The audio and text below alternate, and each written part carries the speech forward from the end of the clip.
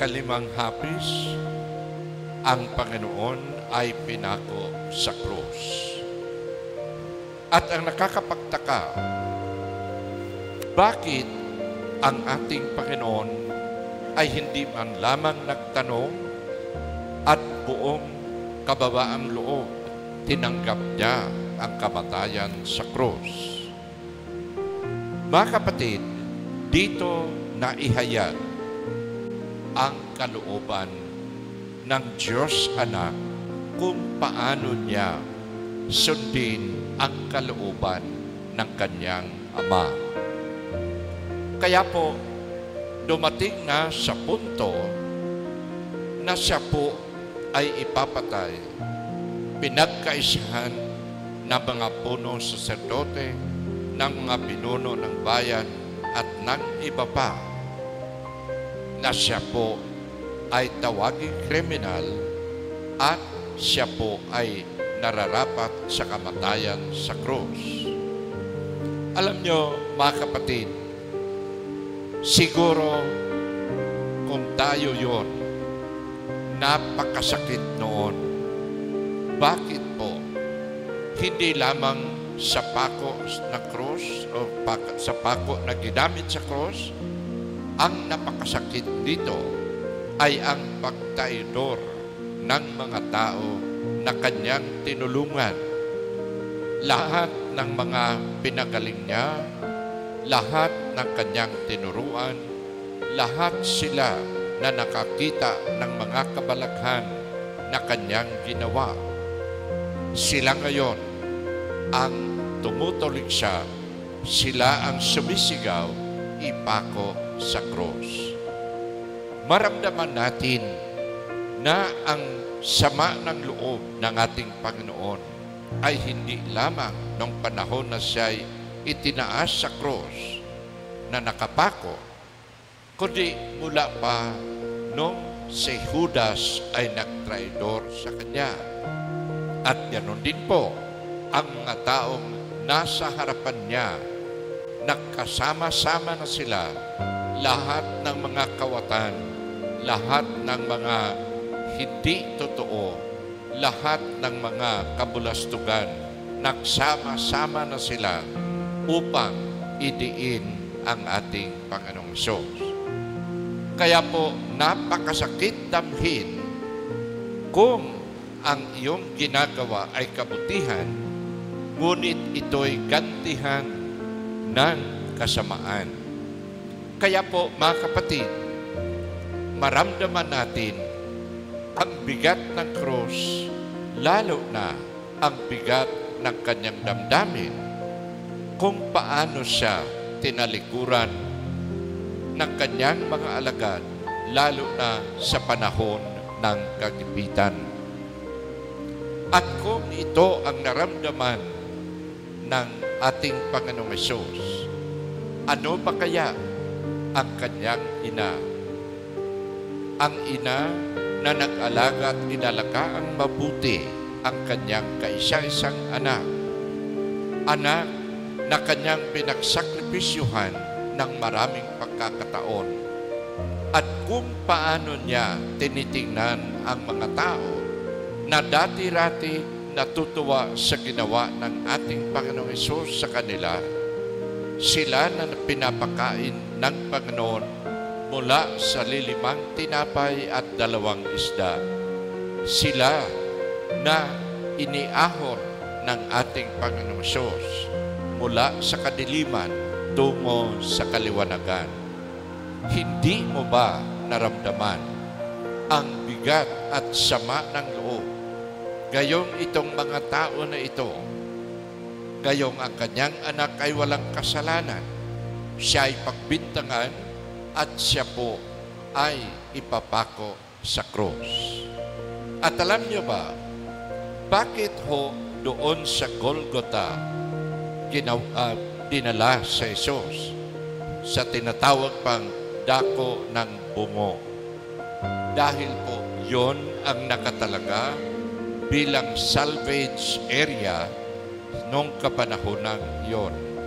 So marami nang pinatay doon at dito dinala ang ating Panginoong Hesus.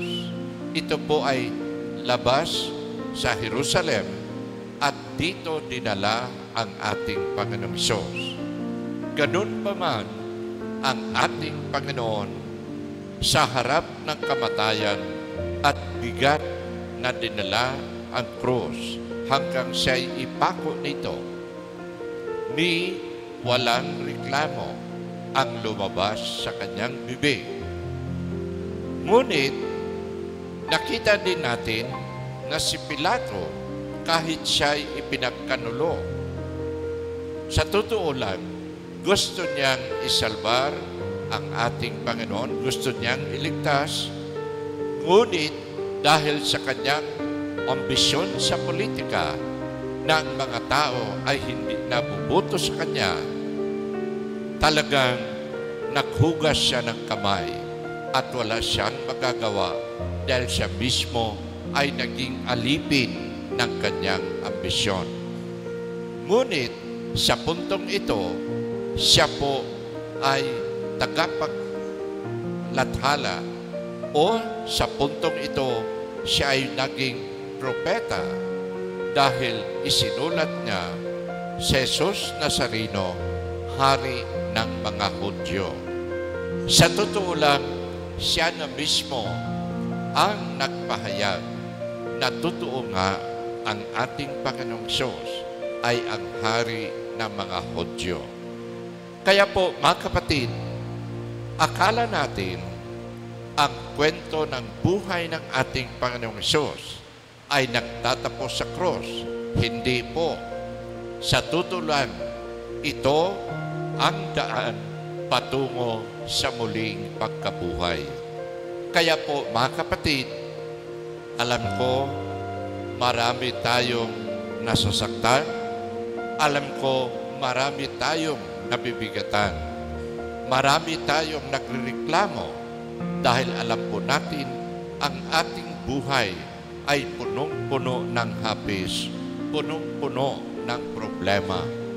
Ngunit, kung alam lang natin na ang Diyos ay patuloy na nagmamahal at patuloy na nangangalaga sa atin, masabi natin, Panginoon, ako ngayon ay naging katulad ng iyong anak na si Jesus upang tiisin ang lahat ng mga ito dahil alam ko na kung patuloy ang paggawa natin ng mabuti at ng kabutihan para sa tanan, ang atin pong mga pasan na mga problema at hamon, ito ay magiging magandang balita pagdating ng panahon dahil katulad ng ating Panginoong Hesus, tayo ay magwagi at tayo po ay magiging kaisa niya sa kanyang kalwalhatian at ito nga ang pananawagan ng ating mahal na ina.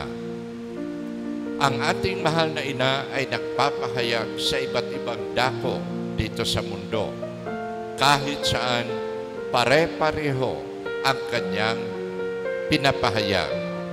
Magbalik tayo sa ating Panginoong Hesus upang tayong lahat ay makasama sa kanyang kadakilaan. Kaya po, mga kapatid, sa inyong parokya, sa inyong sambayanan, malamang hindi rin kayo nalalayo sa karanasan na atin pong hinaharap bilang mga Pilipino. Paano tayo pinagtraidoraan ng ating mga namumuno at ang ating mga politiko.